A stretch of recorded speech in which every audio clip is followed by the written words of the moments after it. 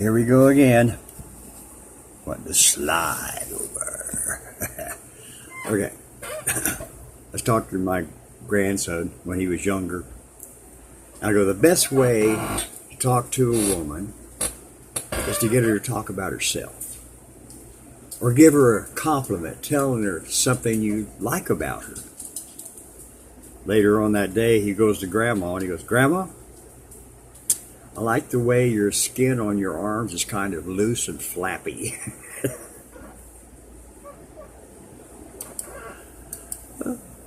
She didn't think that was too funny. Oh, this is something I didn't know. You know who Chewbacca is, right? From Star Wars? It turns out he's originally from Wisconsin. Yeah. He was born in Milwaukee.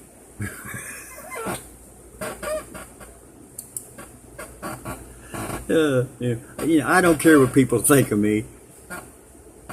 Mosquitoes find me attractive.